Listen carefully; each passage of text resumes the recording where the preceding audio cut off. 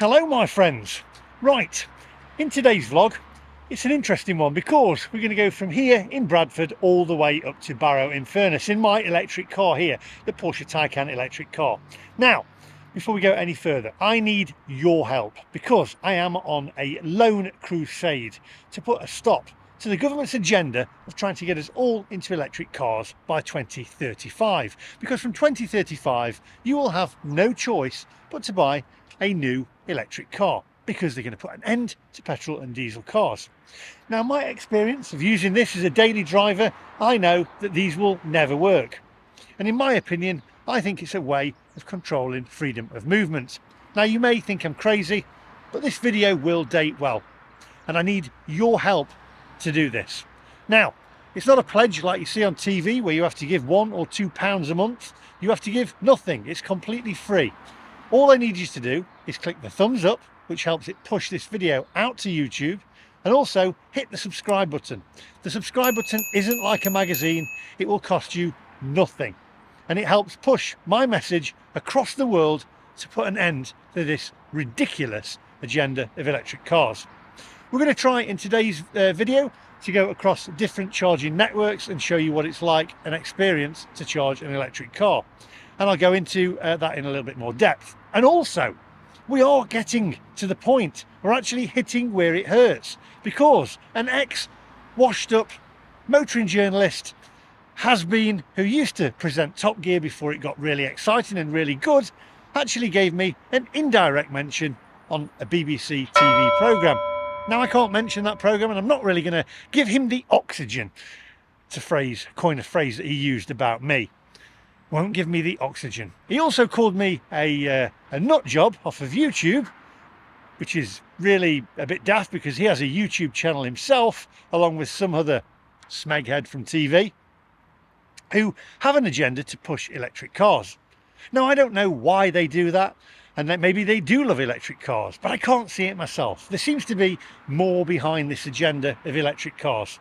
So join me on my journey today, and do hit that subscribe button and click that little bell for notifications of when I upload new videos.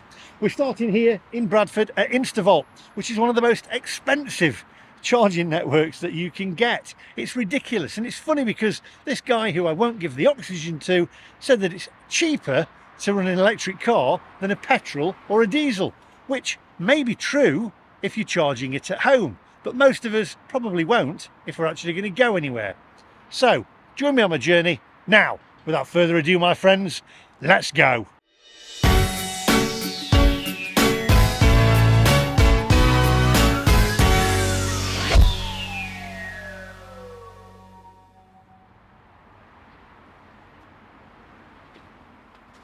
Right, so the first one's Instavolt that I'm doing, and I never know with these whether I put the charging point in first, the actual cable in first, the plug in first, or do I use the screen first and pay first. Now, it's interesting because also these take money off of your cards, which there's a guy that I watch called Black Belt Barrister. Now, I'm going to put the link to his video in the description down below, because he said something about these things, or petrol, it was petrol that he was talking about, garages at the moment, taking money off of your card. It holds it and they give it you back, but it takes a while to give it you back. So there's an interesting thing about that. So I'm going to pop the link to that in the description down below. So when I pay for this, it's going to take money off of my card. And if you're actually on a budget for the month, that can really hurt, and it can take money off of your budget. Have a look at his video, that's in the description down below, after this, of course. Right, let's get the plug first and see what we're doing. Oh, you have to tap your card first, so let's try that. Right, so I've tapped my card, and now it's authorising. Ah, okay, here we go. Plug in. It's changed its thing now. So we'll plug in. Okay. These cables are very heavy, by the way. Right. Let's plug this in. Okay, that's that. Right, it's in the car. Let's go back to there now. Right, it says, and I've not made this up, not charging, new to charging. Not charging, here we go. Charging, right, there we go. It was communicating with the car. Okay, it's not telling me the cost as yet. Now, we are at 7:49 in the morning, So what we're going to do is, in a minute, we're going to go and have a coffee. We're at a Starbucks. Spend a little bit more money. You have to add all this into your, so not just your time, cost of coffees, etc. and donuts. Right, okay, so you can use the mobile app to get notified of when the station is available and when it's actually done, but I can use my Porsche app and that'll tell me how far we've got. So here we go, have a look at the screen.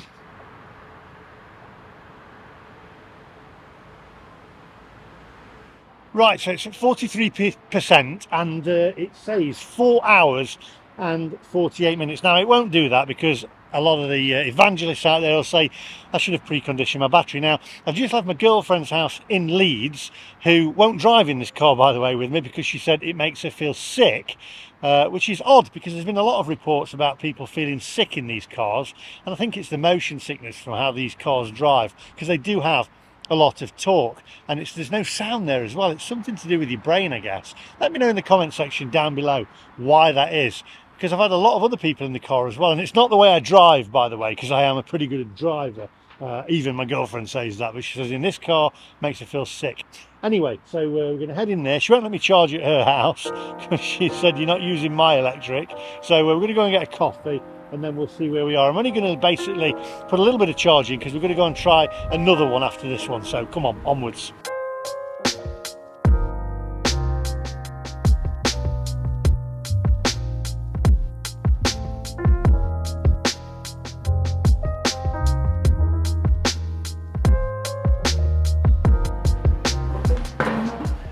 Right, okay, so while we're waiting for the car to charge, got my cappuccino. Let's add that onto the bill, by the way, because obviously you end up having numerous amounts of coffee, which you need to keep you awake while you're charging, while you're wasting your life. So that's £4.08 there for the latte. And also, by the way, as I said, the Black Belt Barrister went more into this, and a big fan of his, by the way, so check that out. He mentioned about these terminals and also petrol stations do the same thing when you pay by pump, taking money off of your card. Now a lot of you say, well, it only takes it off, it only holds it for you, which it does, but if you've got like a debit card, etc., it actually, you can't spend that amount. And if people are on a set budget over the month, which a lot of people are in these hard up times, that can hurt. So that's £15 that's actually taken off my charge point charging station there. So £15 that will hold now, that I won't be able to use on my card because I use Revolut. So we're not sponsored by Revolut, by the way. So that actually holds it on there. So I can't use that £15, which is a bit of a pain. Now, I'm going to go into a few of these points that this ex Top Gear presenter made, by the way, about me on this interview on BBC, although personally I don't think the BBC is worth listening to or watching. That's just in my opinion. So we will go on here what he actually says. So I've got here and the points that he made up. He said the batteries that will outlast the chassis on the car. I don't know about that. You'll have to let me know in the comment section down below. He says they don't make bridges or multi-storey car parks collapse, and they're not damaging the roads. This is the one, I can't verify any of that, by the way, but this one I can verify. He said the running costs are much lower than fuel, right? He admitted though about that's only if you charge at home. If you charge on public chargers like this, believe me, it's cheaper to fill your car up with petrol or diesel. These things are expensive. It is expensive, and it's only just now as well. We're starting out. Imagine when a lot more people and a higher percentage of people are driving electric cars. These people are going to put their prices up, and you're going to even pay even more. It's absolutely nuts, the price of these things. He also said as well, I don't know, this one's a bit odd because he doesn't look like he's eating that many Burger Kings. He says, well, while you're charging, it gives you a chance to have a cup of coffee and a Burger King. Is it sponsored by Burger King or something? Anyway, I'm going to drink my coffee and then we're going to head to the next charging one as well, and I'll let you know exactly what this has cost me. But 9 times out of 10, these things are, well, the ones that you're charging on public networks are expensive, and they're not always like this. You can't even get on them. You have to queue up on busy times and wait. So you end up spending half your life waiting around for your car to charge and buying coffee. See you in a minute.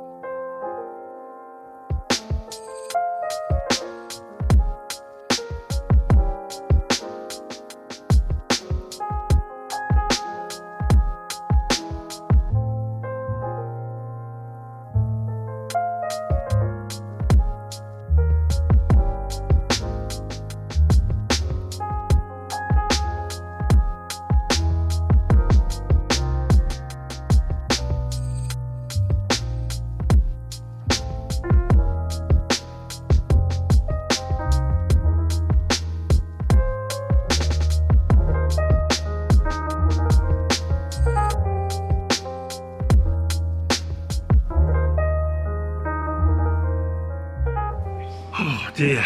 Right, I think what we'll do is we're just going to get a little bit of charge on each one because I want to show you a different charging network. So I think what we might try next is maybe the Porsche one, which is subsidised, and then we'll try maybe Ionity and then head on up towards Barrow in Furness. Interestingly enough, the amount of issues that I've had with this car at the moment has been unreal. I mean, I don't think I've ever had a car that's had as many things replaced on it. It's had the heater replaced on it, which you've seen already. Tyres it eats through really quickly because the car's heavier, so it gets through tyres quicker, and the special tyres for electric cars. It's now going to go back into Porsche again next month to have the fans replaced, because the fans are sticking on the car. The lights have been replaced, the indicators parts have been replaced, the backlight's been replaced, the onboard computer system's been replaced. In fact, I don't even think there's any part of it, there's very few parts of it that's still an original part, because as I've said before, these cars, they're disposable really, aren't they? It's like a phone. This phone that I've got here now, I probably won't have in a year's time, and in about 3 years' time it'll be in some landfill somewhere. So that's basically what these cars are. And unless we put a stop to this, and I know I keep going on and on about it, but I will not stop my crusade to put an end to the EV agenda, because otherwise it's going to be too late and you're going to think, oh, it was right. So don't forget, hit the subscribe button and share this video throughout social media to get the point across that electric cars are not the future and they are not fit for purpose.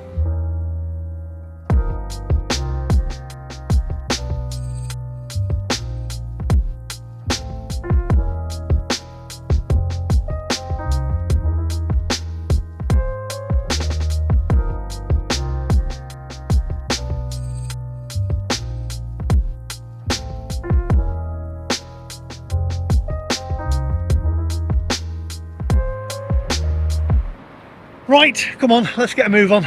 My time's important, you know. Well, obviously it isn't, is it? Because I have an electric car. It's worth nothing, is it? You waiting around charging all the time. People who have electric cars, they've got to be retired, haven't they? Or, I don't know, probably ex-motoring journalists or something who's got lots of time on their hands. Come on. Right, hang on a minute. Let's get under this cable. Okay. Oh, now it's just told me a pre-authorisation. The £15 pre-authorisation charge has been taken. Right, okay, so I'm going to now stop this. I'm guessing you tap it. How do you stop it? But maybe I doesn't tell you how to stop it. Energy rate is 84.9 pence per kilowatt. 84.9 pence per kilowatt. Good grief. Where's the KY jelly and a glove at the side of it? I'll just bend over Instavolt. Right, here we go. Taxes and fees included of 20%. Right, I've actually now put my card back on it. It doesn't tell you how to stop it, by the way. Complete, here we go. 27.23 minutes time has elapsed. Come here, come a little closer. What are you doing? Come over here. There, look, complete. Okay. Where's it telling me my price of how much it's cost me though? 66%, 27.5. Let's unplug it. Right, we'll just unplug it and get back under here. Here we go. Right, let's unplug this. Come on. Need to unlock the car. It actually locks the plug in. A lot of people have been asking about that, whether you can unplug it. When you lock the car, it locks the plug in. Although a lot of people are cutting the wires. Oh, here we go. £19.15. That's mental.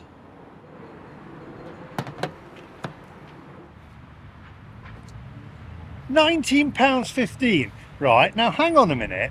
So this, we'll call him Q, shall we? We'll give him a name, even though he didn't give me the oxygen. We'll call him Q. I used to like him, by the way. I actually thought he was a bit more informative than the other Top Gear presenters. However, moving swiftly on, because it's probably watching. I know you're watching, obviously. You said that it's cheaper to run electric cars, but you didn't say, you omitted this, and I want an answer on this one. Answer it back. You didn't say when you're not charging on a public charging network. If you're charging at home, I entirely agree with you, Q. Yes, it is cheaper if you don't take into account the cost of the car and the depreciation of the car. He also said that, of course, this car is going to depreciate because it's an expensive sports car. Yet there are other cars, cheaper cars, like the Nissan Leaf. They depreciate. Teslas are depreciating faster. These electric cars depreciate faster than an equivalent petrol or a diesel car, and that is a fact. You cannot get away from that. You need to take that into account. So you can say, yes, it's cheaper. It is. If you don't take into account the cost of the car, you charge at home, you charge while you're in bed at night, yeah, it's cheaper, but it isn't in the long run. That's the thing. It's totally non-viable at all. Now, he also said that hydrogen isn't a way forward, and I tend to agree with him on that one.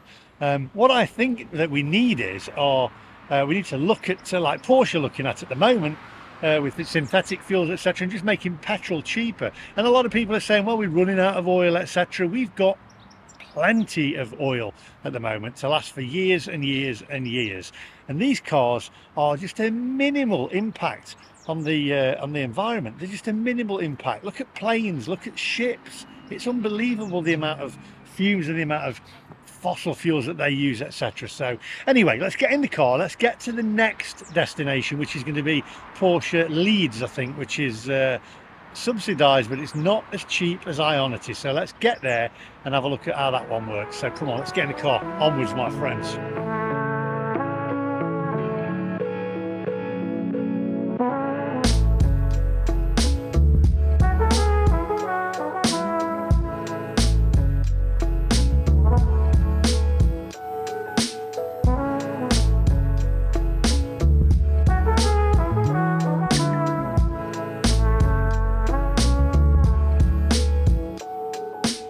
Right, so we're at 66%, 155 miles of range. That's taken up, what's that taking up? About half an hour of my time there, and we're not even at 100% full there, so, or 100%, we're not fully charged, let's say it that way, to coin a phrase. So we're now going to go to Porsche in Leeds, which has got the fastest charger. I say it's Porsche, isn't it? You only say Porsche if you're being pretentious, don't you? Anyway, my Porsche is now coming up asking me what I want. We're going to head there, put some charge in there, have a look at some real cars while we're there as well. And interestingly enough, I get lots and lots of comments in the comment section with these electric car videos, and they really are abusive. They're unbelievable. The evangelists, I've said before, are a breed unto themselves, especially the electric car people who drive Teslas, etc. Now, the most coined phrase that is used in my comment section, I would say, is should have got a Tesla, should have got a Tesla. There's no way that I ever want a Tesla. They look awful. I mean, whoever drives a Tesla needs their head looking at. And anyway, what we're going to do is, in a future video, I'm going to drive from the Lake District right down to Southend-on-Sea using nothing but the Tesla charging network. Now, the Lake District doesn't have any Tesla charging network, so I'm actually going to have to charge on a non-Tesla one to get it fully charged to start with, so I'm going to have to do that. But then from there on in, I'm going to go down to Harrogate, and then down to Annesley, and then down to Luton, and then down to I think it's just on the outskirts of London, I can't remember the name of that one, and we're going to go there, and we're basically going to get down that all the way down from the northwest down to the southeast using nothing but the Tesla charging network in a non-Tesla car. So that one should be kind of interesting to see what it's like. I've got the app, and also I've used them before, and it seems okay. I always feel on edge though when I'm using the Tesla network. It's like I shouldn't be there, and especially as a lot of people in the electric car world know this car and know me from the anti-EV videos that I've done. So it could be dangerous. It could be dangerous for my life. These evangelists, you know, they're very protective about the electric car. Right, let's get to Leeds Porsche and then get charged up there and have a look at some cars there, and then we'll head off onto the next one. Onwards.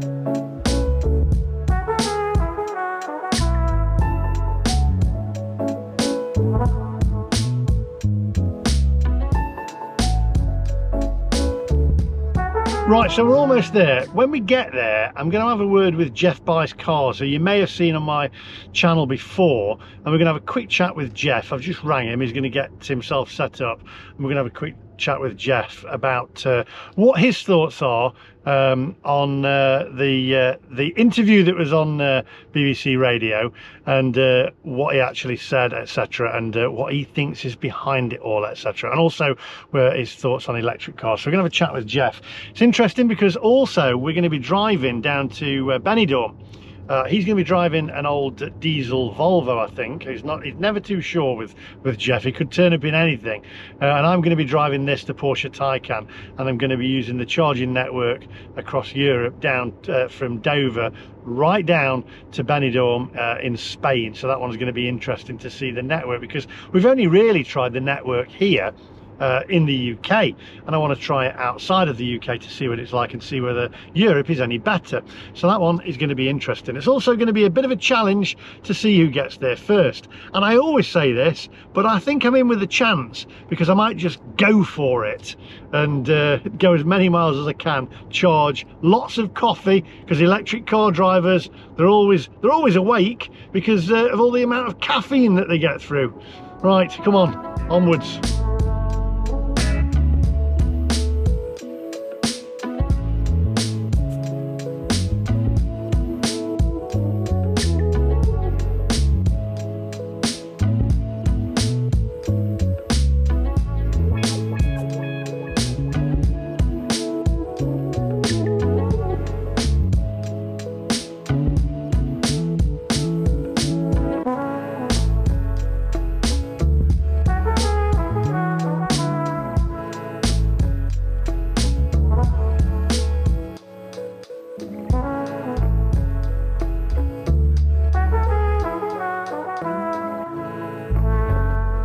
Right, here we are, Porsche Leeds, which I'll be back. Oh, I've hit the barrier at the front there. There we go. Okay, let's turn the milk float off. Let's go and ring Geoff Buys Cars first and see what he's got to say. Come on.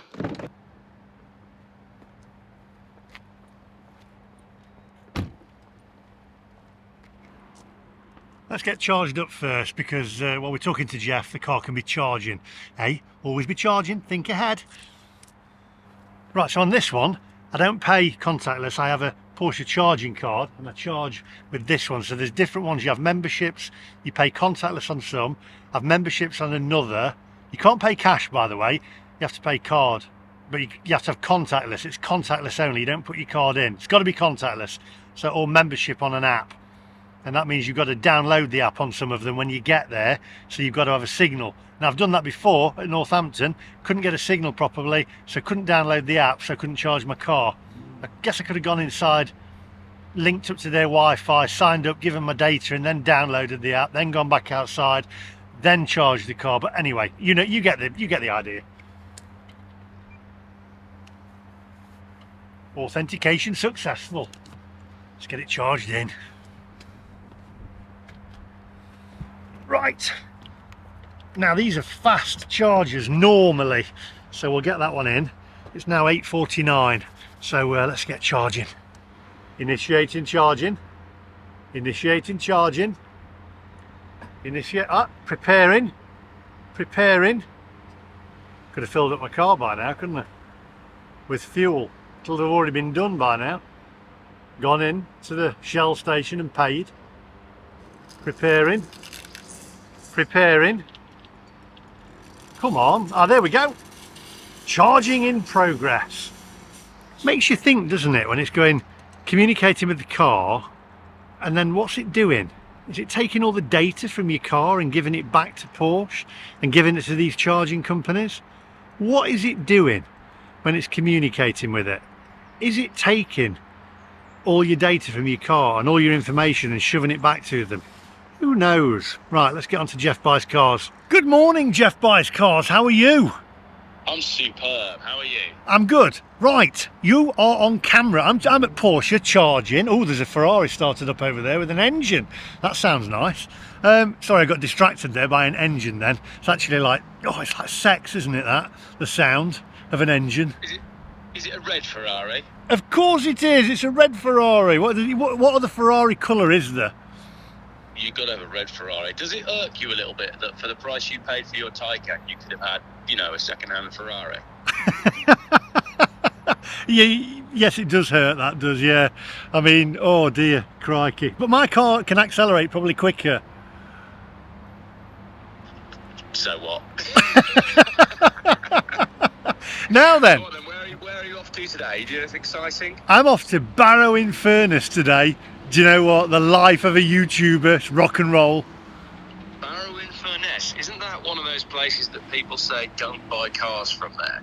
I think it's famous for a Chewits advert. Barrow in Furness. Chewier than Barrow in Furness bus depot. Right, You won't remember that. You won't remember that. You weren't born back then. How many miles is it from Leeds Porsche, where you seem to spend a lot of your time? Well, it's going back in again. My car's going back in again to have fans replaced. That's exciting, that is. I believe that you've pushed that forward a little bit because we've got something coming up as well. We have got something coming up. We have a it's not a race. It's not a race. It's not a race. It's not a race. It's a challenge to get from Dover to Benidorm, and it's an electric car versus a diesel car. I never know what you've got. It'd probably be some kind of Volvo for a guess. Well, I haven't got anything yet, but I'm hoping I'm going to pick up a car this week. It could be anything. It could be anything with Geoff.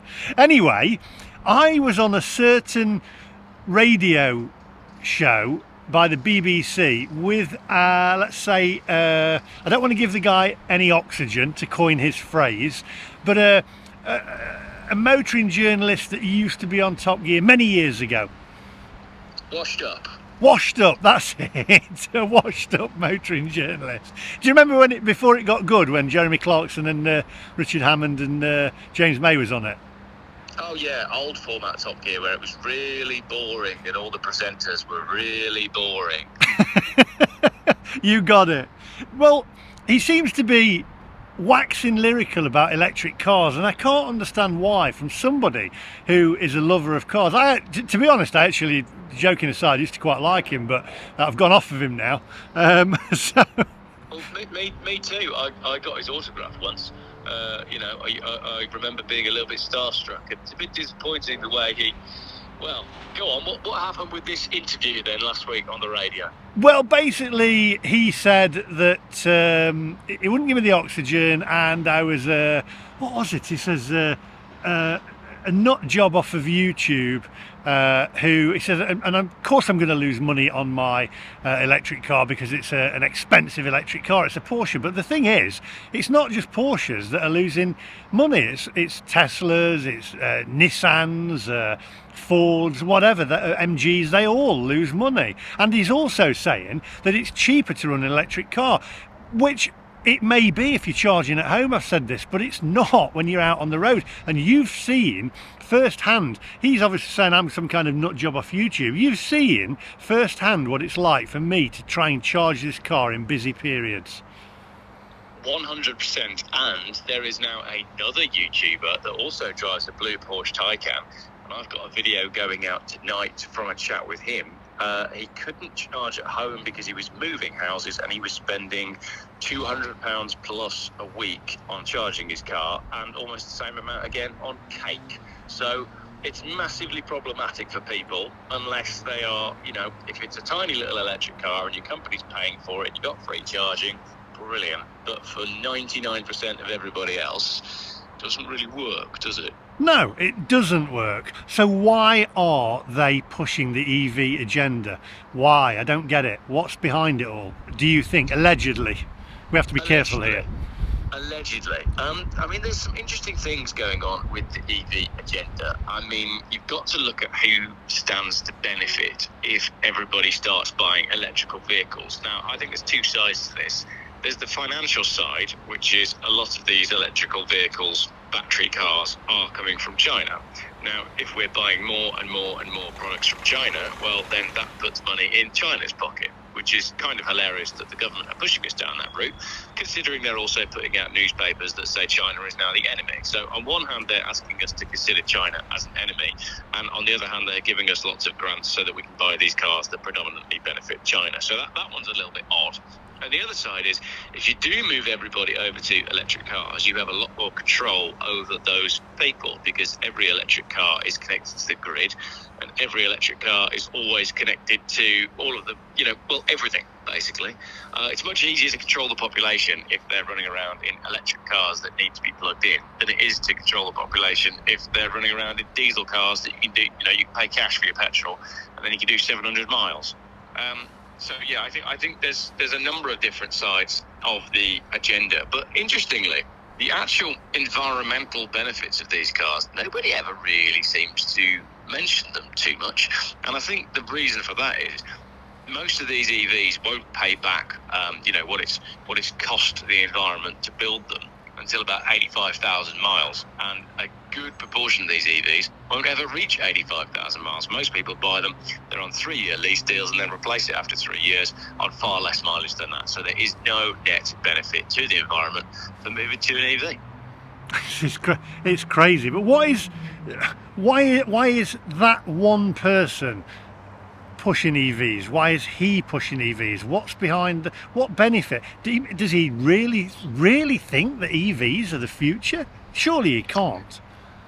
Well, this confuses me a little bit, because if you were to dig into what this motoring journalist gets up to, he also writes a lot of columns in classic car magazines about the value of classic cars. But you can't have classic cars gaining value and people getting excited about classic cars. That doesn't work in a world where everybody is moving to electric vehicles that they don't own. Because if we're moving to this new world where there's bike lanes everywhere, and there's low traffic neighborhoods everywhere, and there's low emission zones everywhere, and everyone's in an electric car, then we don't have the youngsters, the kids, entering the car market in the way we did. You don't go and buy a £200 car and enjoy freedom when you reach 17. The day you pass your driving test is the best day of your life, because suddenly you've got the keys to the rest of your life. Kids these days, because of everything that's going on, can't afford to get on the road. And if we don't have new entrants coming into the classic car market, then what happens is the people that like a certain type of classic car, they just die out. And then nobody wants to buy those classic cars, and the values come down. So a man that makes his money from talking about the values of classic cars is also actively devaluing classic cars by promoting electrical vehicles. I find it quite bizarre. But the other side of that is, if you look at his other partner in crime, which is the gentleman that was once in a popular TV show called Red Dwarf, well, the two of those run another YouTube channel, and they get government grant funding. So part of what you're watching when you're watching that YouTube channel that has two names, one of them is Fully, when you're watching that YouTube channel, I think you're actually watching government propaganda, because they're financed by government grants. And a lot of these pro-electrical movements are, whereas you and I, if we don't make videos that people enjoy watching, i.e. if people don't enjoy watching our content, then we don't get any money. We don't have, there's not a department of government that is giving us money to make videos. It purely is just from YouTube. Now that's the distinct difference, because as well, when you look at how many subscribers they've got on the main channel and compare that with how many views they get on the main channel, we know how YouTube revenue works, and there isn't enough money in it to pay the people that are involved unless they have funding from somewhere else, which makes it government propaganda. Exactly. Is that just got a lorry coming by? Is that it would be a lot quieter if it was electric bin lorry? How about that? Well, if it was an electric bin lorry, it wouldn't have made it to you, so it wouldn't have gone past you anyway. I've had lots of emails about electric bin lorries, and they don't work. They have got a lot of torque, and they can pull up the hills quite quickly, but the point is, they don't make it to the end of the shift, which, you know, from a bin lorry point of view, pretty pointless. Yeah. Is there? You were saying that they're funded by the government. Is that? I can't verify that information. Is it online that is fact, or? I've had an email from someone that did some digging and found the relevant grants that they were receiving. So yeah, I mean, if you dig far enough, then you'll find the information. But I mean, what's hilarious as well is that all of these, there's a number of YouTube channels and organisations, you know, all of this electric stuff, and they are promoting less carbon products whilst flying around the world to do it. On aeroplanes, I presume, which use jet fuel, and then they'll run an event in one place, and then they'll fly off and do another one somewhere else. So there's a great deal of hypocrisy going on here. So I find it quite hilarious. But my absolute favourite part was the fact that in the interview, he basically described you. I mean, he pretty much gave you shoe size. He almost gave you date of birth. He drew a picture of you for the audience without actually giving you the oxygen or calling you by name, which I thought was hilarious. It was hilarious. I wonder whether he's watching this. If he is, have you got a message for him? Keep it clean.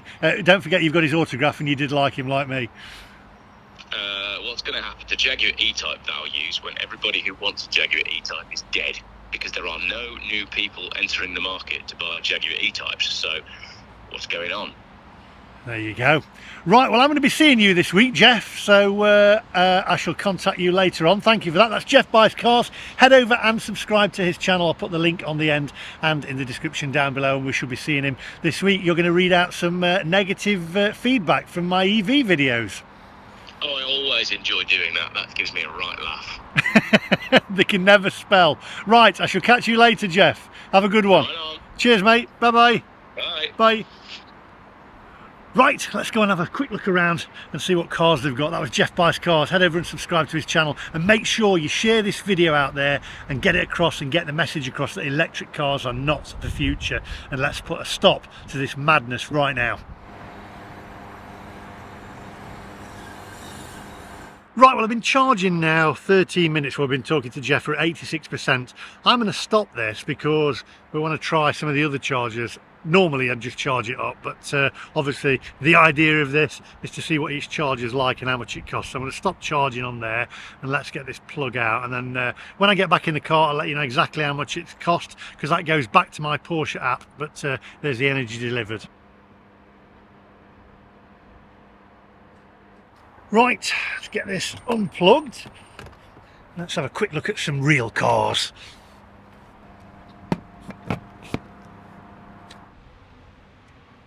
I have to say, there are an awful lot of Porsche Taycans around.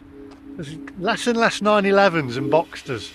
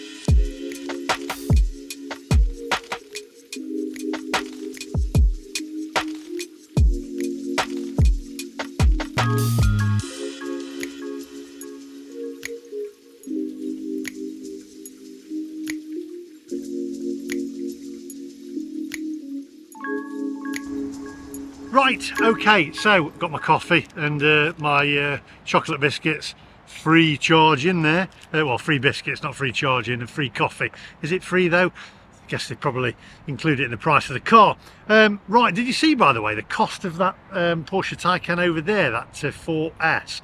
These cars are depreciating very, very quickly. But it's not just the Porsche Taycans, like that motoring journalist said. What made me laugh while I was in there, by the way, there's a lovely lady in there who I always speak to. Porsche, I have to say, by the way, and I always say this, Porsche leads are fantastic. They really cannot do enough for you, and a lot of people will say it's because you're a YouTuber who slates electric cars, but I've dealt with them before that, and again with Porsche Nottingham, and I've been up to Porsche South Lakes as well. All the Porsche dealerships are really, really nice, and they're not up themselves either, like certain BMW dealerships that I've dealt with in the past. Wow, there's a black Ferrari now. God, that sounds good. Anyway, she made me laugh because I was mentioning this ex-motoring journalist who was on radio, and she said, oh blimey, that's a name from the past, and it just made me giggle. A name from the past. Has been? Anyway, on that bombshell, let's get back in the car, let's get back on the road, and let's go to Ionity. I shall let you know what this has actually cost me to charge up, and then we'll head to Ionity, and then we'll get on the road and get up to Barrow in Furness and maybe charge along the way there as well. Onwards, my friends.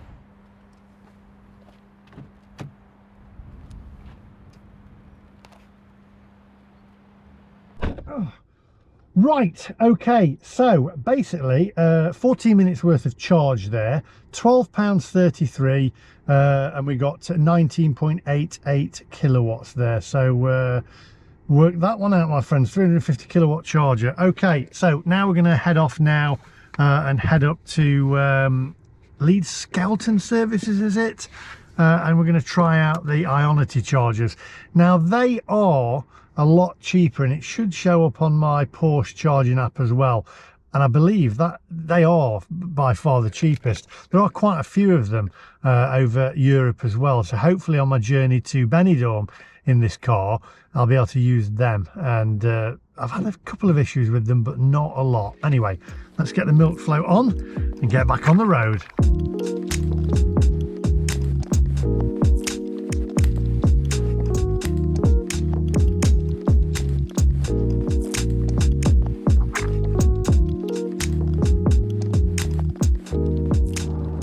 What is interesting with charging your car, etc., and getting into an electric car when you've never been in an electric car before, it can be pretty daunting. I mean, I've picked this up from Porsche 2.5 years ago, and the first time you get onto a charging network and you think, oh, what do I need to do? Do I need to download an app? How do I charge it? Do I pay with it? How do I pay?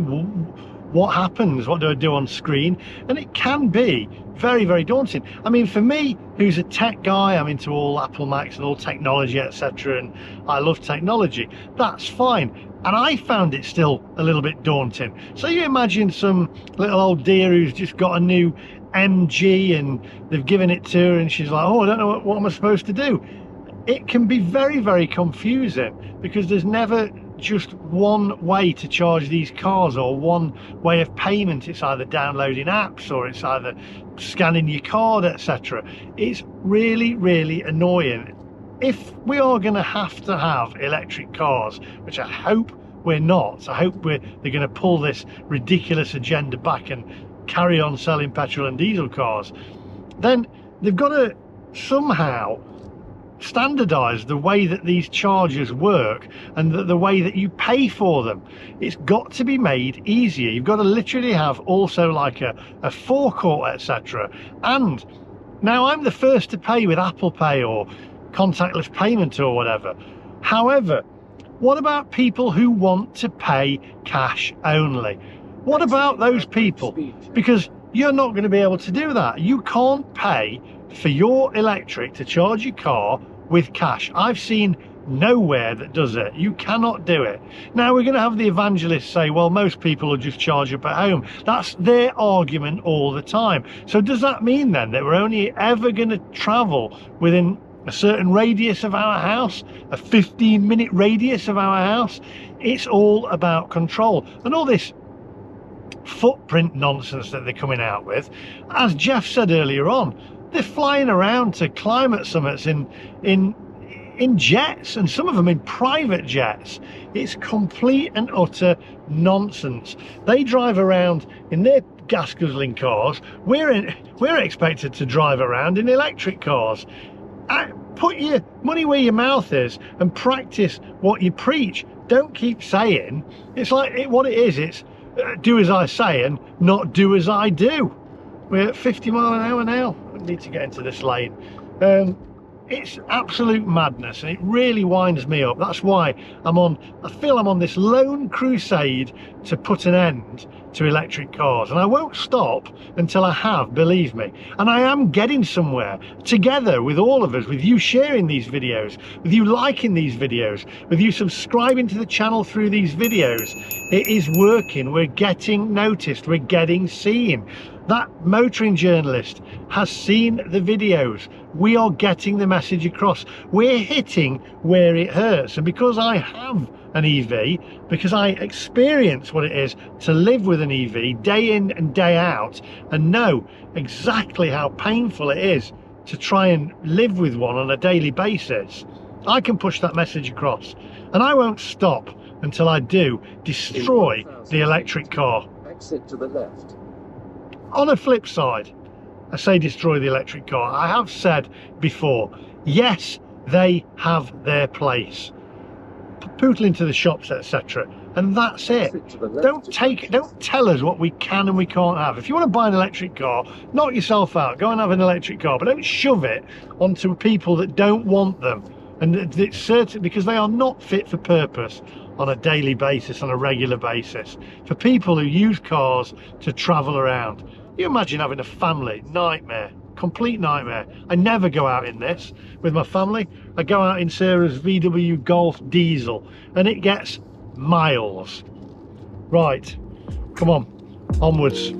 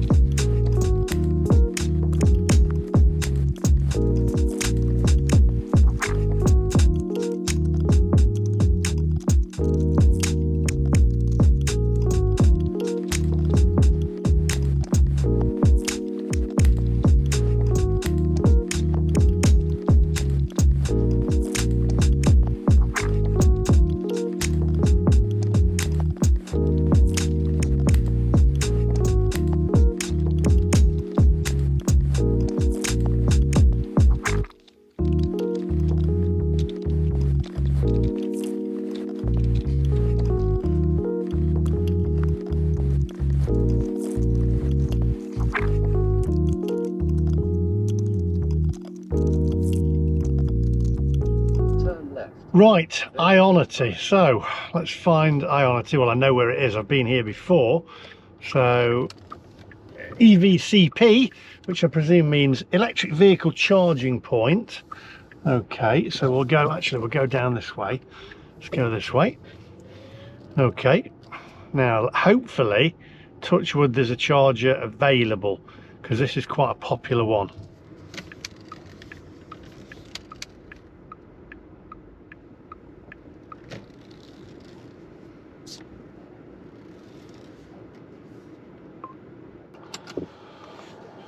Right, okay, so here we are, milk float off. Now we've got an Ionity opposite me there. Good grief, they are ugly. We've got an Audi that looks like it may be a hybrid, and an e-tron, kind of like the Audi e-trons, but not those ones, and then another Audi there. So and then the guy next to me here is just gone. So let's get this milk float charged up. We are on about, in fact I need to switch my milk float back on, I'll tell you what we're on actually. We're actually all right, but I'm just testing them out. We're at 85% at the moment, 200 miles of range, so this will be the last one that we use before we get a little bit closer towards Barrow in Furness. And as I say, Ionity, work out which one's been the cheapest. I think you're going to find Ionity is the cheapest, which is odd, as you would have thought Porsche would have been the cheapest, but they've got some deal with Ionity, and that's why it makes it a lot cheaper. Right, let's get it charged up. Milk float off again.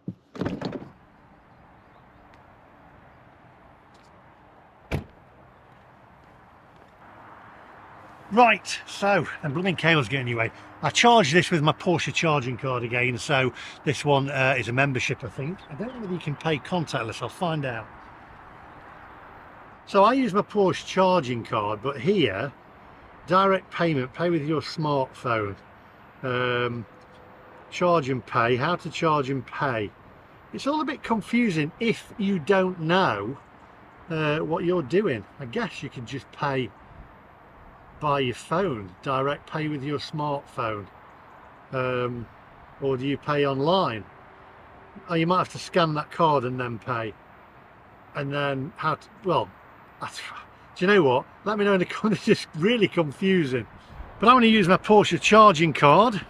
Tap that. Now, do I put the card on? I never know whether to put the card on first. Make the payment first, right? Okay, I've touched it there, but it's not saying anything, not doing anything. Click, okay, and again, come on, it's not doing anything. Should we just put it in? Let's just put it in. Tell you what is worrying, there's pylons overhead and I can hear them buzzing. So we've got electric there. Right, let's plug this in. The cable's not very long on this one. Okay, a bit tight. Hopefully it'll work. I mean, I've done the payment first. Some of them differ. You do the payment first, and the other ones you put the cable and the plug in first, and then you make the payment. There's no sort of like uniformity to any of them. Right, it says start, so I click start, connect, okay, start. There we go. But now it's saying authorise payment again. But it said pay first, which I did. Right, I'll do it again. Verifying, here we go. Preparing to charge. Why tell me to pay first when you don't have to? You plug it in first. This is the thing, it's confusing. Preparing to charge, setting up communication with the car. Preparing to charge, setting up communication with the car. It's still doing that. Obviously it's giving all my data now and telling them how many miles I've done, where I've been, what time I went. Here we go, charging, okay. Right, it's 85%, it's 9:48, and I know what the evangelists are going to say. Don't charge above 80% because it goes slower after that. Don't use fast chargers because that damages your battery. Don't go below 20% because that's not a good idea. There's all these different caveats, isn't there? Anyway, it's charging 61 kilowatts, 1 kilowatt, 1 kWh. Right. Don't know how long that's going to take, but anyway, we'll give it a go. We'll go and have a quick wander around the service station and look at some tat that we don't need to buy.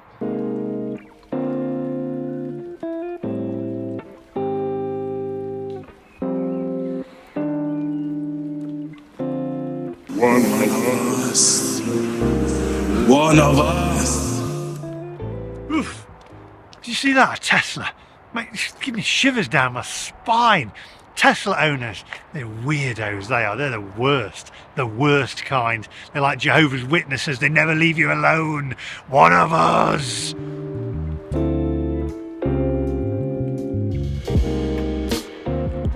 I wonder if the sales of coffee and donuts have gone up as well since people have got like electric cars and stuff. You've got to admit though, people who own electric cars, excluding me of course, although kind of a little bit, they're all weird, aren't they? They're all a bit strange. They're like, hello, I'm an electric car, and if you drive me, people will think you're gay. One of us.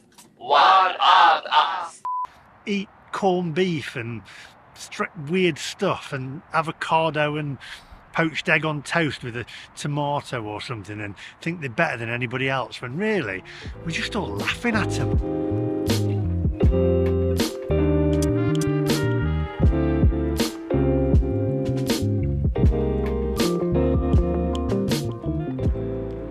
buy another coffee at this one. I've kept my Porsche one, done that, and I've got my biscuits still from Porsche. Thank you very much, Porsche. Call it whatever you like. I'm going to eat them in a little while as well. Just going to have a quick look around the service here and see what tap they sell. They sell all sorts, don't they? What gets me, I bet I'm going to have to try and find those glasses that are yellow. And who buys them? Have you ever bought them? Night driving glasses. You get all the rubbish that's advertised on them shopping channels at 4 AM in the morning. Stuff that you don't need. It's just weird. And then all these them mobile phone shops with garbage in them, that like the lights that go round for TikTokers and stuff like that. It's all weird stuff that you don't need. But these electric car people have got stacks of stuff in the house that they don't need, including the car that's outside.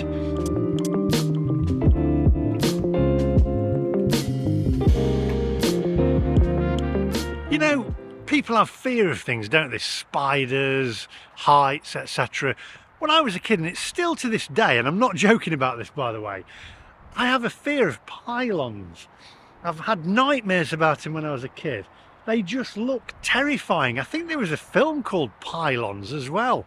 But the evangelists, it's going to be porn for them, that, isn't it? Literally porn. They're going to be excited about it. They're going to get off on a pylon.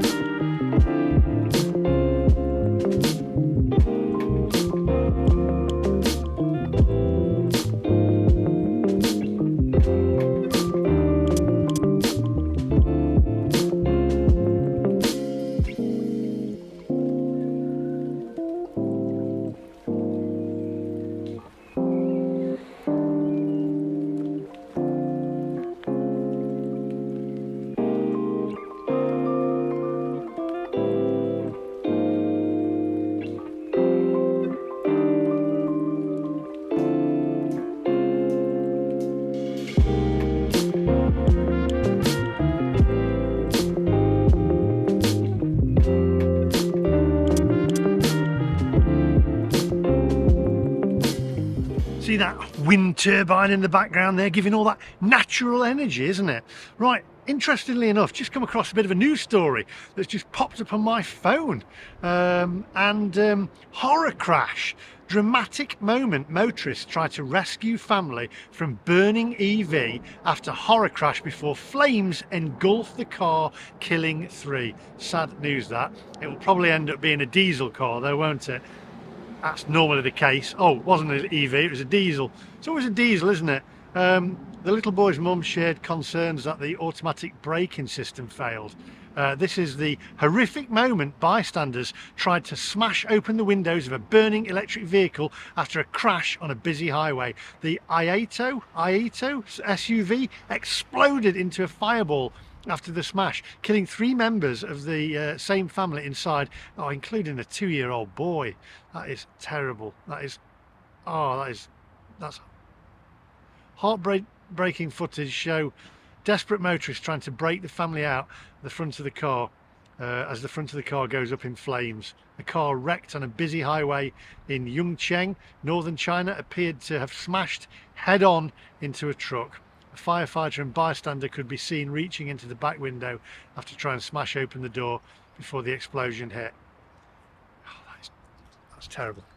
Right, let's go and get this done. Let's go and get the car uncharged. You know, EVs burn a lot easier than diesel and petrol cars, etc., because the batteries are difficult to put out. Allegedly, I will say allegedly, but you can tell me in the comment section down below. By the way, this news story that I was on the BBC with the ex-motoring journalist from years ago, I've been through all that, Q we'll call him. I'm not going to put a link to it in the description down below. However, if you find it, it was on BBC, pop it in the comment section down below, pop the link in there. Might not show up first off, but it'll get released eventually, and then it's not me that's put it there, is it? It's you.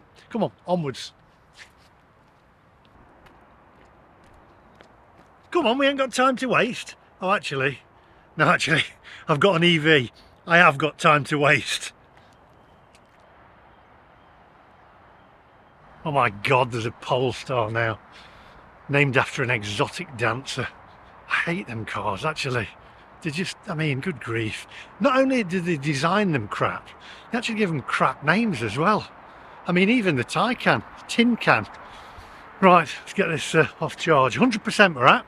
Right, unlock the car first. Let's pop this back. Come on, out you come. Come on. It's stuck. There we go. That's it. Let's pop this back.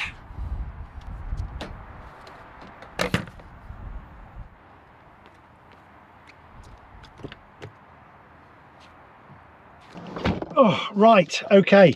So, cost £4.24, 14.13 kilowatts charged, and it took 31 minutes. So £4.24 there. So Ionity seems to be cheaper. You do the maths and let me know in the comment section down below. Right, let's get head on off up north now towards Barrow in Furness, and we'll stop off again along the way and we'll have a little chat as well along the way. So come on, onwards my friends.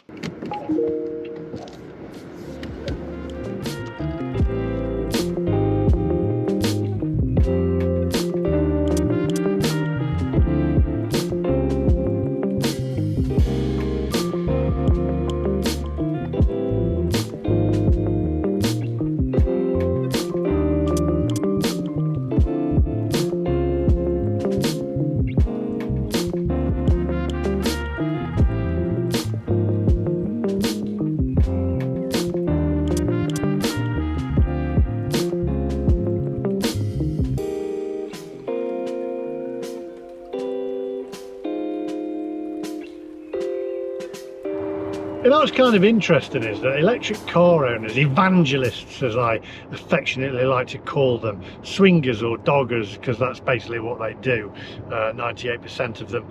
I've gone through all that before, won't go through that again. They are strange people who eat corned beef sandwiches with no mayonnaise or no moisture on them. They're very dry, and they profess to be better than anybody else because they drive an electric car. They're waltzing around in their Teslas or their Ionic Chronics or whatever they're called, or the Polestar, the Exotic Dancer, and then when they're charging up, they're out of the way. The chargers are literally out of the way. You've got the petrol filling station there, the petrol station. Which way am I going here? 1 second, go straight on. We don't want to go to Hull, that's fine. Yeah, there we go, Manchester M62. They basically are shoved out of the way. So you're right in the corner somewhere where you're charging, whereas the actual people who have real cars with soul and passion, with an engine in it, they've got the petrol filling station there and they're all filling up and they're all dry when it's raining, etc. And the people with electric cars going through a tunnel now, you're going to have to, I'm going to have to apologise for the lighting, although you don't want to see me anyway, it's probably better. There, that's an improvement. It's shoved out of the way, isn't it? It's like it's a secondary kind of thing. Like, it's like they're not being serious with the charging infrastructure. It's like, just put them there, they won't be around for long. That's it, you know. When we've got rid of petrol cars, that's it, job done. Another tunnel. Anyway, onwards.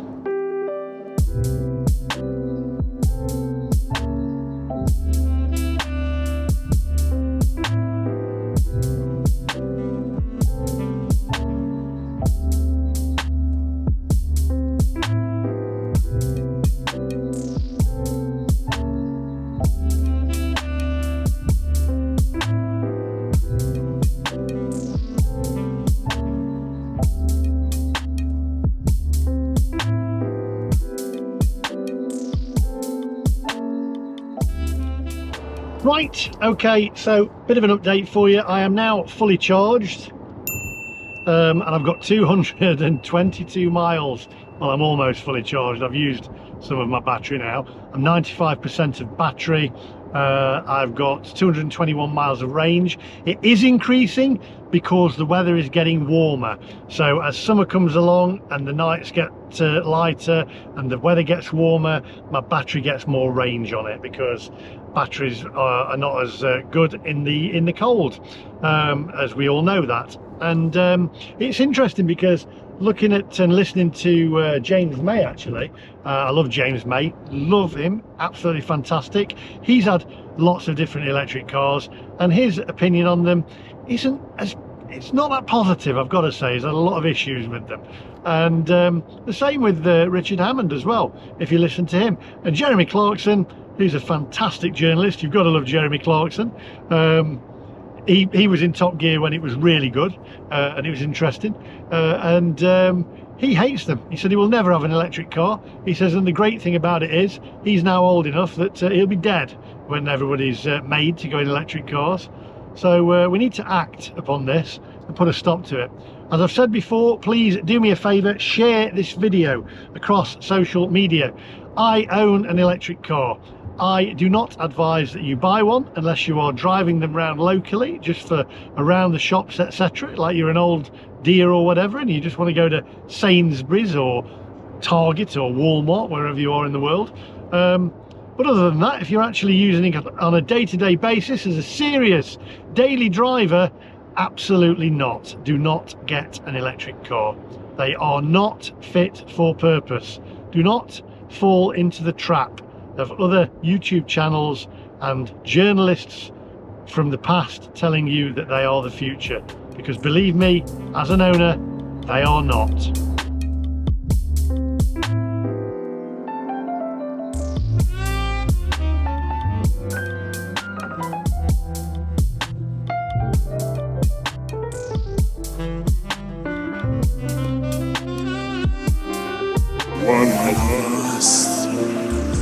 One of us. Here's one for you Tesla owners as well, by the way. In the news, apparently, allegedly, I've seen in the news that Tesla have laid off a load of their staff because their cars are not selling, which is interesting, as certain ancient motoring journalists say that electric cars are on the increase. Well, if they are, why is Tesla laying off a load of their staff? Answer me that one. Because I think people are beginning to wise up that electric cars are a scam and it's all about control. I've said it many a time in videos before. You've got little Rishi flying around in private jets. You've got the guy who is president of the US, and I can't remember his name, and neither can he can't remember his name either. He's banging on about them. And then you've got the what's his name, Sadiq Khan, is it? Sadiq Khan in London. He's banging on about electric cars and emission zones, and yet driving around in Range Rovers, being chauffeured around in them. But us minions, as little people, are expected to drive around in electric battery operated cars, which is strange, isn't it? It's like there's some kind of agenda there to control us, but nobody's actually seeing it. Only a certain few. Do hit the subscribe button. It doesn't cost you a penny. It pushes this video out to YouTube and across the world to try and educate other people. I am on a lone crusade to put an end to this madness of 2035 of banning the sale of petrol and diesel cars. We need to put a stop to that. I'm not saying get rid of electric cars. I'm saying let us have a choice. We need a choice. We must take away choice, then you take away your life. Now, I've said with this video, I think it's going to be entitled something like trying to get my electric car fully charged cost me my life. Well, it does, because surely you put a cost and a price on your time. Life is precious. Every second that we have in life should be spent doing something useful, but not sitting around waiting around for your car to charge. So it costs you your life. Owning an electric car will cost you your life. Yesterday I was sat down at Sarah's house and I was playing cars on a mat with my little boy James. He loves his cars. All kids love cars, don't they? And he's got his cars. He'd got some old die-cast ones, I think they were, Matchbox ones of Aston Martins, and there was a Renault as well, and they were really cool cars. And it's interesting because I sat there and I sat watching him play. He loves his cars with this mat, like a road maker that you have with roads on it and trains, and he was there making noises of his cars like, and I thought, it's sad that is going to be taken away from them. What are they going to do? Just make the sound of a washing machine on there, and there's going to have a load of cars that look like something that I've thrown up after a night on the lash and had a doner kebab, because that's basically what electric cars look like. They look like bile that you've thrown up from the guts of your stomach. They're terrible looking. Whoever designs these things need to get some spectacles or go back to college or whatever. They're just vile looking things. Horrible, soulless, vile cars. I can't say enough. Anyway, so there we go. Let's get over to Barrow in Furness, which is famous for the Chewits advert. Trying to tell Geoff that earlier on. He's not going to remember that, is he? That's from the 1970s.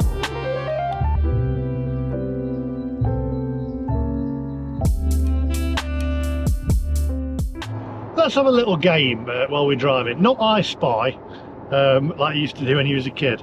In the comments section down below, let's have a little game. Up at the Lake District, where I spent a lot of my childhood, there was a car museum there called Cars of the Stars. It's not there anymore. It was in Keswick, I believe, and it used to have the Knight Rider car in there. It had the Batman car, I think, from the TV series with Batman and Robin, amongst a few other cars as well. But Cars of the Stars. Now, I have said this before, but everybody loves nostalgia, and when I grew up, you grew up with programs like the Rockford Files with Jim Rockford, and I think he had a Trans Am, and of the obvious ones like Starsky and Hutch, and that was a Ford, was it Gran Torino or something, I think that was. So you'd got that as well, and all these stars, and not just in TV series, in movies as well. You had like Smokey and the Bandit, and I think he had a Trans Am as well. Was that a Trans Am? In fact, I think I've seen that, and it's in one of my videos when I went to Nashville. I believe it's in one of my videos. But Cars of the Stars, name some other ones like the Professionals, the Ford Capri. I'm trying to think of some other ones as well. Did Kojak, was he in a car? You'd got Columbo, who was in I think he was in a Peugeot. I think that was a Peugeot. And it wasn't just the actual actors that were the star of the show. It was the cars as well. The cars was as much of a star of the show as the actors were, because it revolved around the car. You've got Starsky and Hutch jumping over the bonnets, etc. How would that work if you have an electric car and you've got the character with an electric car? It just wouldn't work. I'm just overtaking a transporter here with a classic 911 on the back of it. How would that work? Cars of the Stars, and you've got an Ioniq or a Tesla or an MG. I mean, nobody's going to want to see them, are they? They look crap. You are never going to get that era again with cars like that, because now they're all soulless. They all look the same. They all look like they've been churned out of a computer, out of Photoshop or whatever program, the application they use. They have no character. They have no soul. Not only do they look bad, they sound like a washing machine. It's just terrible. For me, I think the worst one out of all of them, I cannot abide them, are the Ioniqs. They just look terrible. And when I went over to Australia and I met up with John Cadogan, and he test drove that car that had they were waxing lyrical about this car and saying, oh, they've pit it against a Porsche, etc., and it makes the sound of a real car inside. And it did. It made the sound of a real car inside. But the actual fact of the matter is, if they have to make a car sound like one with an engine, what's the point? It's immediately saying that the car's no good, we've got to make it sound like an internal combustion engine. That's basically what they're saying. Now, when I looked at it and I was there, I got a little bit carried away in the moment, thinking, oh yeah, this is quite interesting. But it just proves the point that we're trying to make, that electric cars are soulless. They have no soul to them at all, nothing at all. And that's what we're trying to say. But they put an engine sound in it and it still looks like a kitchen appliance. It's just, it winds me up, really does. Anyway, don't forget, hit the subscribe button, push this video out, share it. My real life ownership of owning an electric car. And I can tell you now, my advice would be run a mile.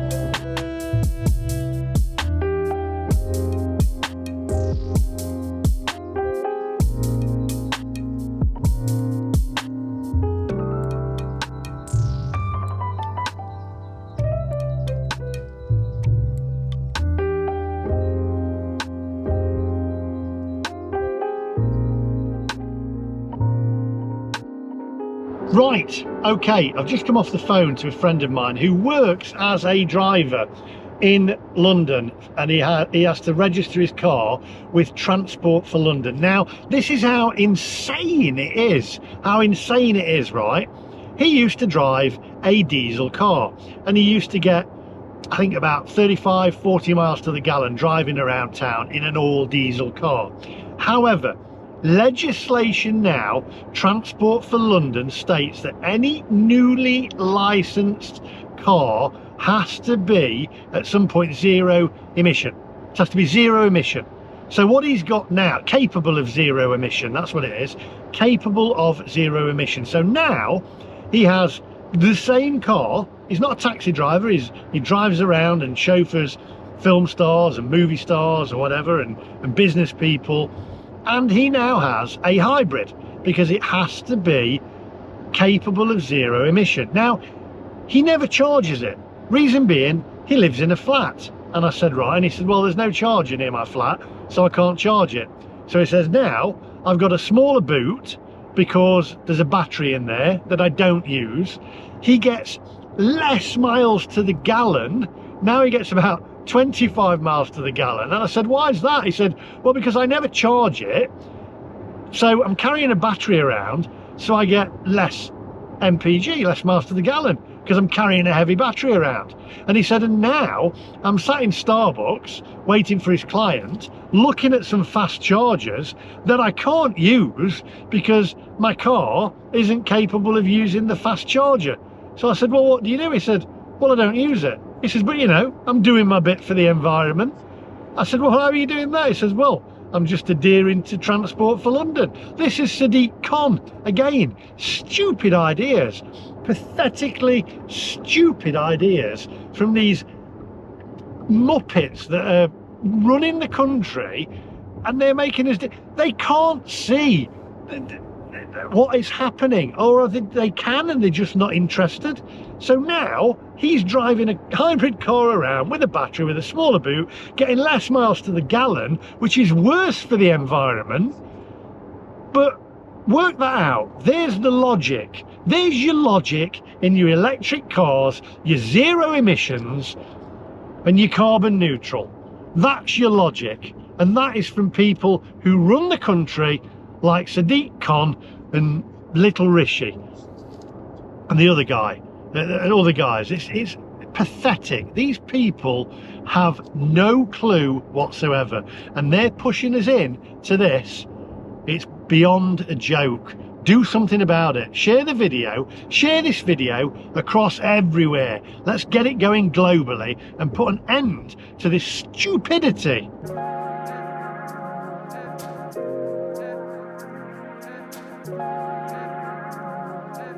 It's a bit of a catch-22 really, because you charge your car up, you have a coffee, and then you need to stop again down the line because you need a wee. Which is just, anyway, so we're gonna have to stop and have a wee in a bit. What I want to say is, if you've watched the channel prior, you will know that there is a certain person called Morag who is on my channel, who constantly... Right, sorry about that, my battery ran out on my GoPro. That's because we know batteries are rubbish, especially in cars as well, when you get them on a larger scale. So there you go. Anyway, where was I? Morag. Yes, we have a lady on the channel who decides to comment on every EV video that I have, tweet me, etc. She spends hours of her life telling me that I'm wrong and that I'm lying and that I'm doing it all for YouTube income. And yes, I do get paid by these videos, but I get paid by these videos that I do about other things like flight videos, which I actually enjoy doing. But she's actually got, I think personally, she has to be paid by the government or somebody for pushing this EV agenda. She even calls me, she even gets personal and starts calling me, you need to put more water in with your whiskey, you're obviously drunk, Lee. You do it. She literally does everything she can to try and counteract the messages that I have about electric cars. And now keep an eye out for this person. There is another person on YouTube who comments on my videos called Dwayne Pipes. That's Dwayne Pipes. And it's Morag. It's clearly Morag with a different account. You can tell by how how it's worded. It is Morag again with another account. And it makes you think, doesn't it? Do the government employ these people to counteract us on YouTube who actually say, we have an electric car and we don't think it works. We think it's a terrible idea. We don't think you should buy one. Get out there, counteract it, call them liars, make them look like they're telling lies. Go against the grain of what they're saying, go against their message, push the agenda. It makes you think, doesn't it? Anyway, I'm now at Fortin Services, which is quite a famous one. It used to have a cafe at the top of here, but it doesn't anymore. There's actually a video online of a tour around it. It used to have a cafe up there years ago, and you used to be able to see out towards Morecambe Bay and places like that.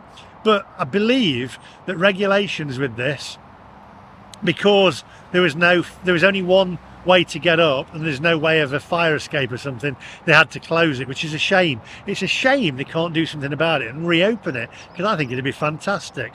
Anyway, let's have a wander, get something to eat, and then get back in the car and get on the road. I'm going to charge up at Porsche South Lakes, see what cars they've got in. I always like popping in at Porsche, having a look at the cars, etc. And I might get a spot to eat while I'm here as well, bite to eat. So I might have to just call my bank and get a remortgage.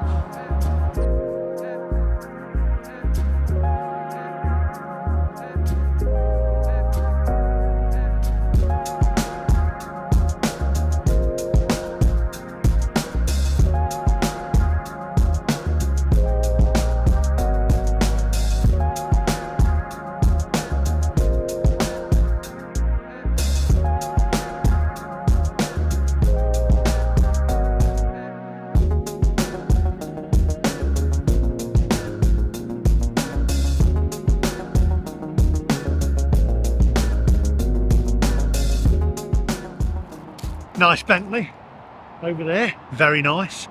Any electric Bentleys yet? Let me know in that comment section down below. Now, interestingly, funnily enough, I'm stood there having a wee, as you do, and they've got them posters in front of you, and it says diesel claims up to £10,000 if you were missold a diesel, which is interesting because remember back in the day when Gordon Brown said that diesels were better, and the government said diesels were better for the environment. They lied, didn't they? Or did they just get it wrong? Or were they just, what was it all about? Anyway, now apparently diesels aren't good. They're dirty, they're horrible. Make your mind up. In years to come, are we actually going to get posters above urinals that say, were you missold an electric car? They lied! You see what I mean? Anyway, I've had a Greggs. Why is it Greggs on a motorway service station? £4.30 for this. Good grief. There's lots of Vaseline needed around here, isn't there?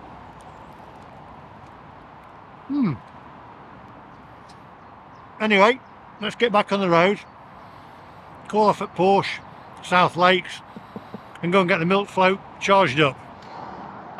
Right, okay, let's get back on the road again. Have to say, there was a Kia came in earlier on, an electric Kia. Terrible. It's the front of them, isn't it? I don't know what you think, but a lot of them, the fronts, they just seem very flat with a charging point in the front.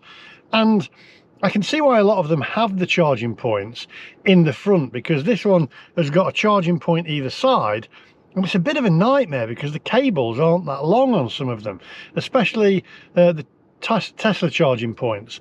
They're not very long on some of them.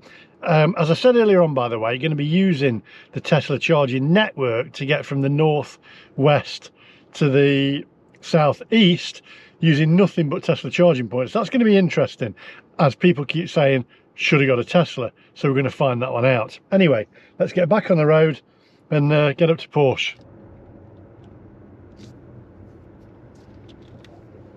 Now, I'm just trying to get out of here, and the couple there didn't hear my car. I had to switch on the noise. It makes like a whirring noise, a little bit like a Bosch washing machine, and I had to switch that on so that they could hear me.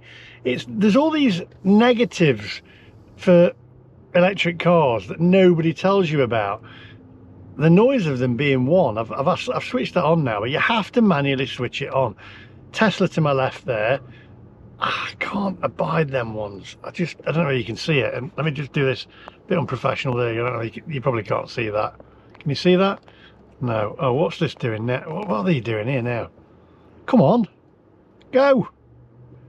Somebody's actually parked a caravan right opposite the exit so that you can't get out properly. Not your brightest idea. Come on, go then. Go. What are you going to do when you've got an electric car? I need to get out of here. There's a lorry coming. There we go. Quick, get out of the way, silly caravan.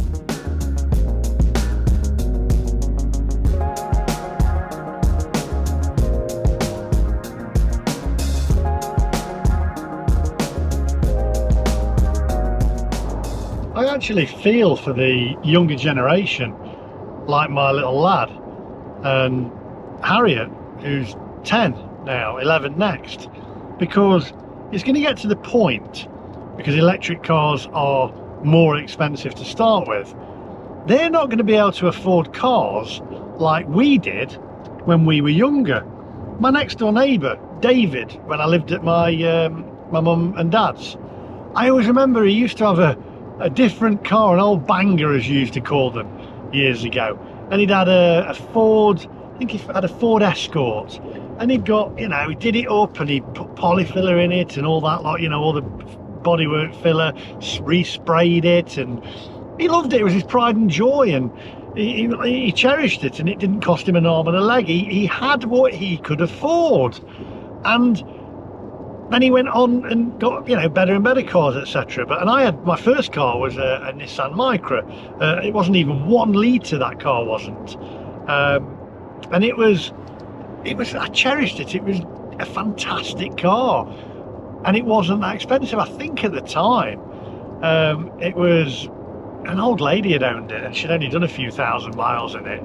I think it cost something like £2,500 or something.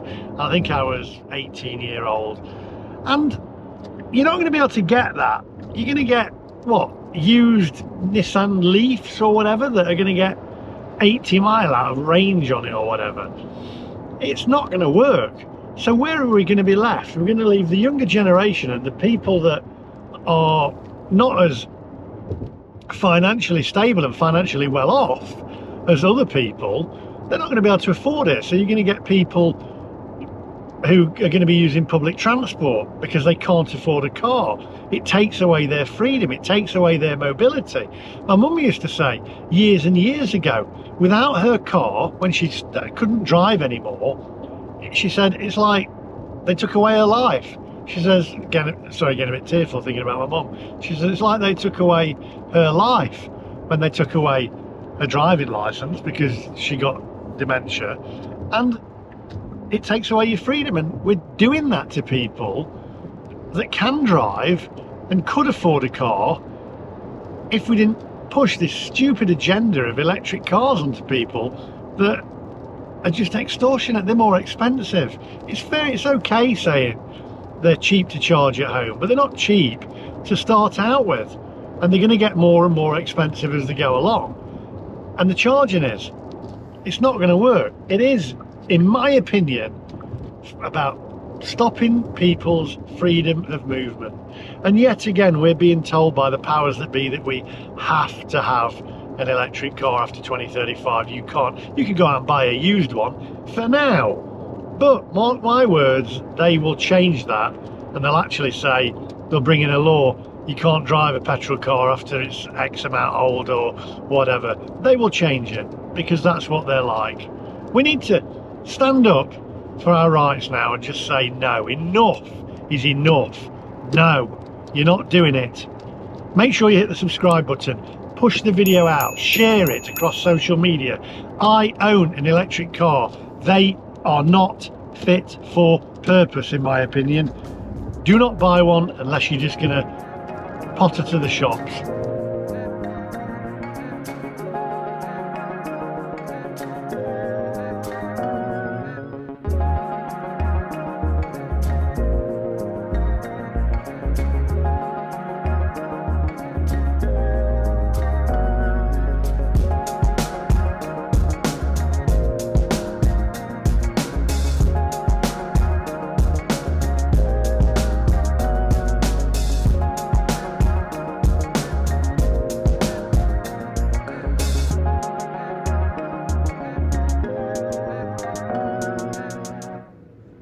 What's a Polestar doing charging at a Porsche charger?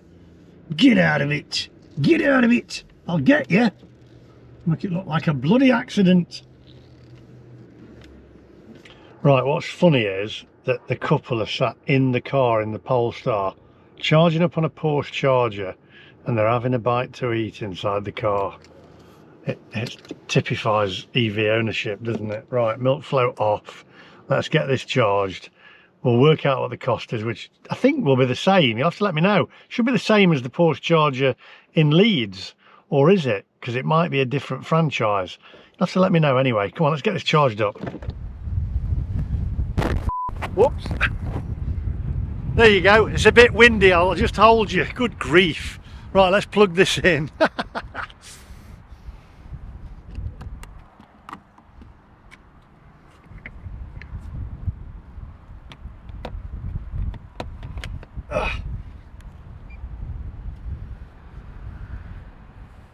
Oh, initiating charging. It's raining, by the way. I'm getting wet.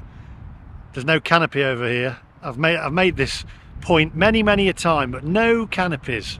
And I don't mean the stuff that you get at a wedding. That's canapes. Canopies. Preparing. Please wait. Preparing. Please wait. Here we go. 64%. It is now 12:36. Check that out, then we're going to go inside and have a coffee.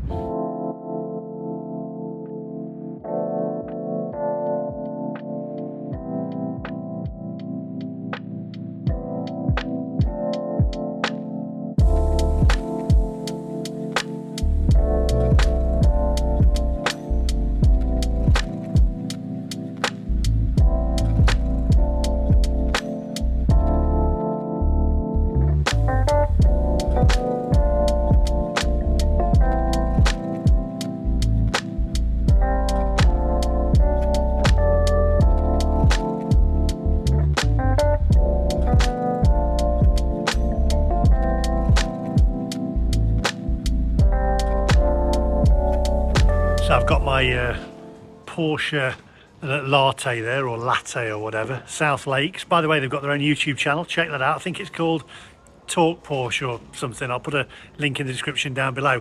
They've actually got inside information. The new Taycan, which is really fast, insanely fast. I've asked them whether I can have a test drive in it, but whether they will or not, we don't know. We'll find out. But they have got a good YouTube channel. I'm now going to nick some biscuits from here, what you're standing up on. So now I've nicked biscuits from Porsche Leeds and Porsche South Lakes. So I'm getting my money back one way or another for that Porsche Taycan. Let's go and see whether it's charged.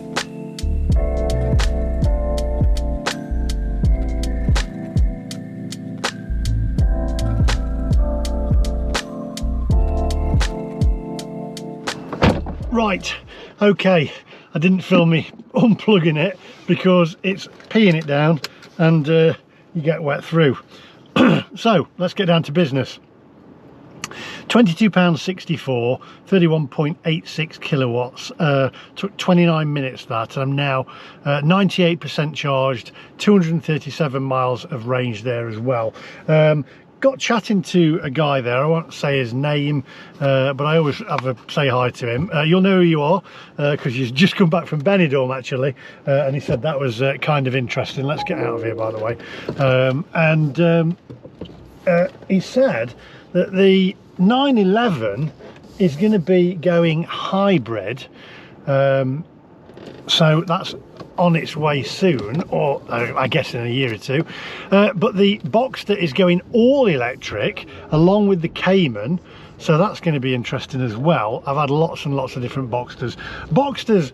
The thing about the Boxsters were you'd got the roof down and you got the sound of the engine, and it was the roar of the engine and the thrill of the gears changing, and there was passion to it and soul, and it had charisma.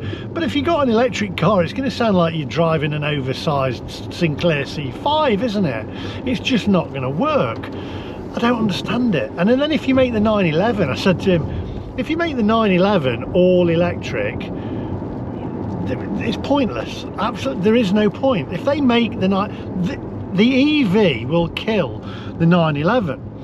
And I've said, you know, and they agree as well. They say we should be given a choice, really. We should have petrol and also have electric cars as well.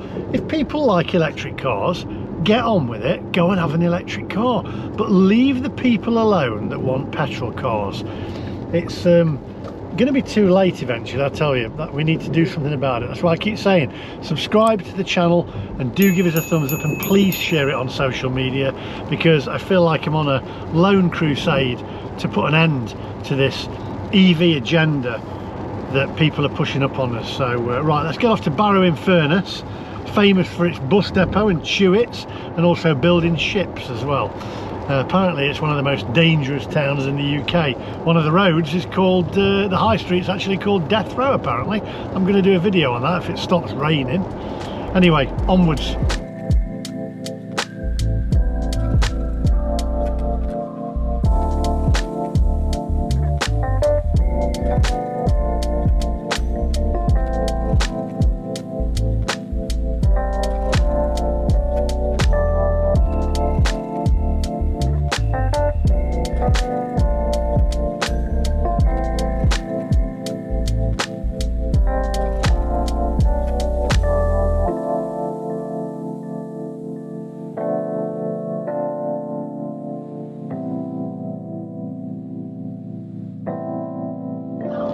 Right, my friends, okay, so I've actually got Dave, my good friend Dave, JB, on the line here, and I thought, you know what, we'll get him to say hello. I don't know whether if we lose him, then we're just going to go with it because the signal's terrible, but he's driving his lorry at the moment. Where are you, Dave?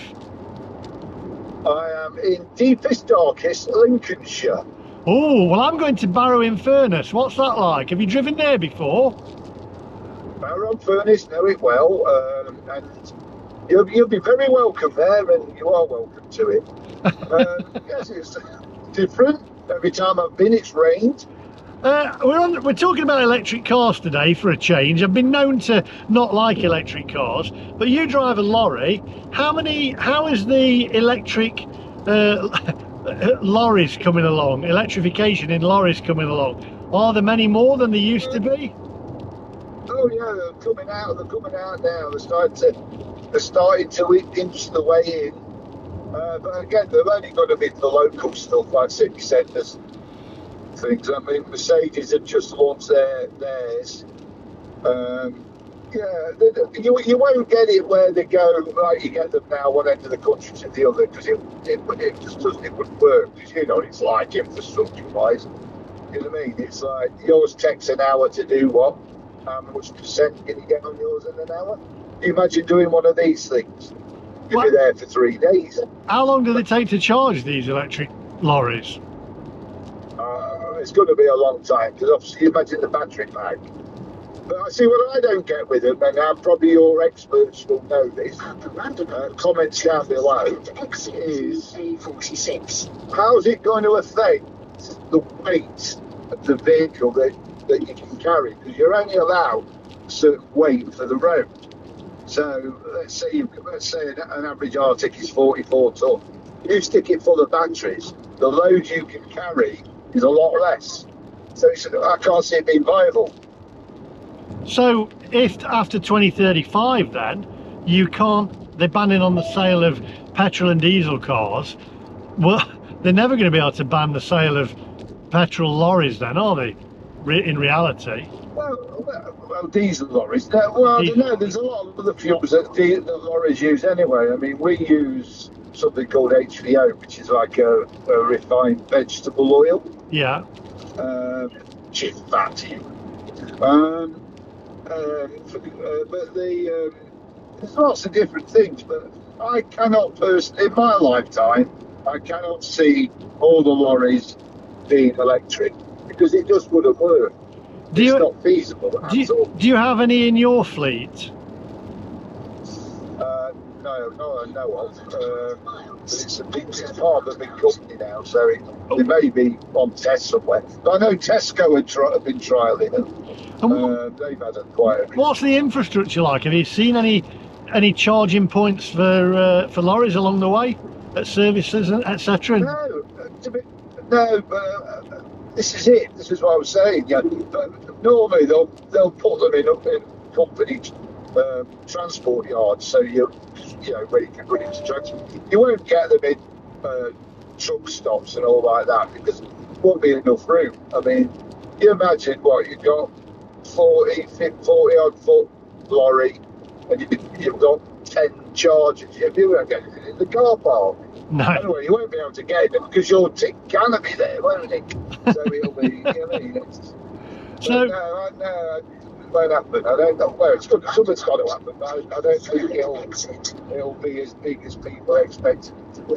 There you go, my friends. See, another issue with going all EV. We're not thinking about just cars, we're thinking about vans for businesses, etc., like British Telecom, where I've seen a guy before and spoke to them, where he's sat having a coffee and a donut waiting for his van to charge and he's not out doing his work. What's going to happen to the world? It's absolute madness. Make sure you hit the subscribe button. Yeah? Sorry. Go on, no, carry on. A quick one for you. I do know, in fact, that the funeral industry have electric fleets of hearses. Well, that's quite. That is fact. I do know that. Well, that's quite handy because it saves taking them to the crematorium because they'll just set on fire themselves. No, that's not. That's not nice. That's not nice. But it'd be a nice slow journey, won't it? Yeah, and then they'll blame the car that's following. That's a diesel. Oh, it wasn't the electric hearse, it was the diesel car behind. Anyway, on that bombshell, onwards, my friends.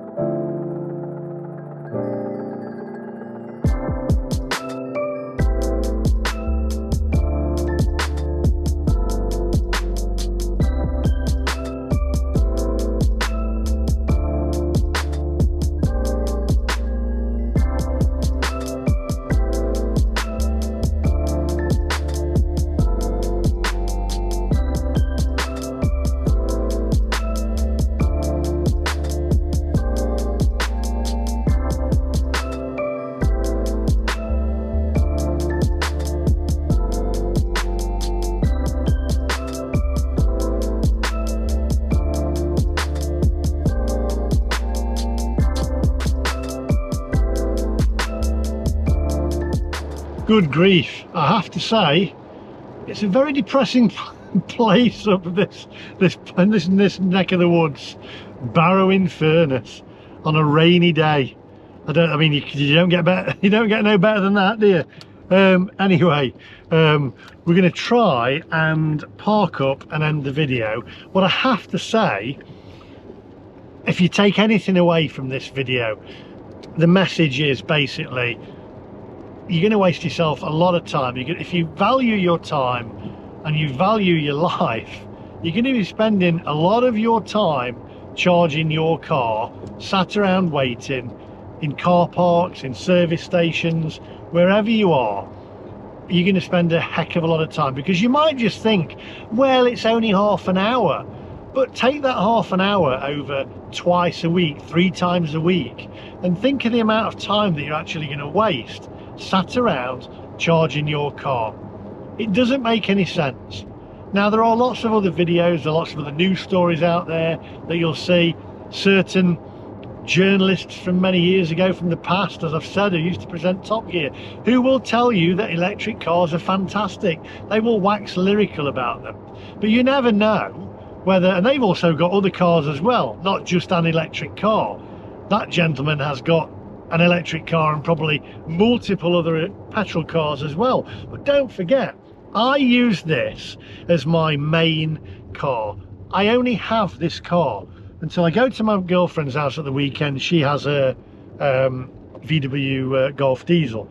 Now, some people only have one car.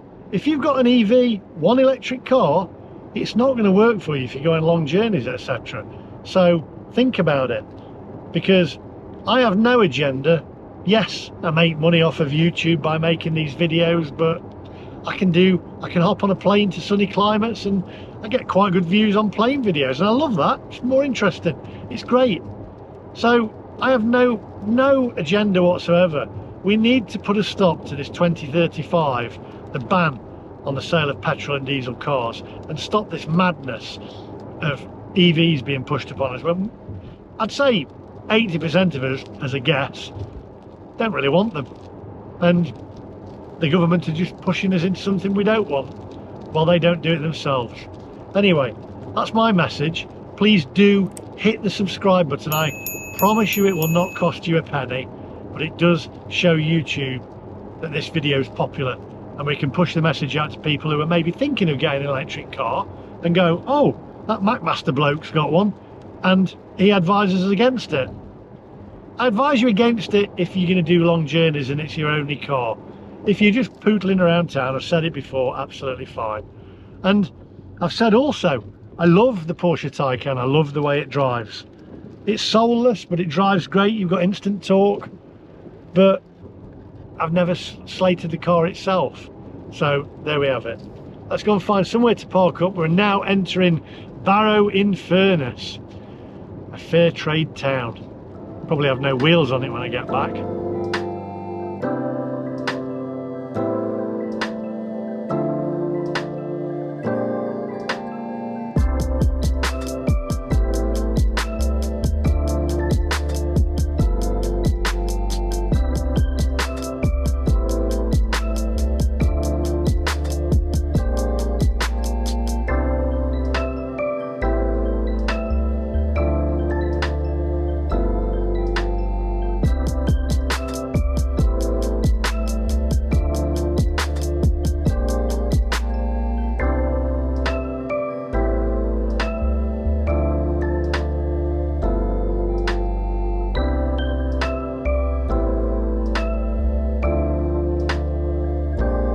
Right, well, we are in Barrow in Furness, and there are charging points here. Whether they work or not, I don't know, which is interesting. Whoa, where have we got here? Charging point. There we go, look. So they've actually got charging points here. So this proves my point yet again. Oops, milk flow off and park. Yet again, you've got to download the app, then plug in, and then you drive when it's charged. But you can only use the app to charge. So you'd have to download your app on your phone, then charge up. But there's that many different apps, it doesn't even tell you which one it is. I think you have to scan a QR code. AMP, I think it is, AMP. So you'd have to download the app, then you'd have to put your credit card details into the app and all your details so that they can charge you. Then you need your own cable as well for this one, because there's no cable, so I'd have to get the cable out of the car. So all that just to charge your car up. It's madness. So there you go, I proved my point. But there is a charger there if you need it. Download the AMP EV app from the App Store. That's it, there you go. Anyway, So I think I proved my point there. I'm not downloading an app. I'm not doing it. I'm going to go and park somewhere else and then charge up, I don't know, in Ulverston or whatever. Right, that's all from me today. Do me a favour, before you go, please do hit the subscribe button, click the little bell for notifications when I upload new videos, give it a thumbs up, make sure you hit the thumbs up, make a comment in the comment section down below, show that you're interacting with the video. Just put EVs suck, that's it, in the description down below in the comment section. Put EVs suck and are not the future. Pop that in the comment section, give it a thumbs up, and make sure you hit the subscribe to the channel and share it on social media. Thank you for watching. Join me in the next one. I am going to be doing the drive across the UK using only the Tesla charging network with a non-Tesla car. So make sure you tune in for that one. Thanks for watching, and I'll see you guys in the next one. Bye bye.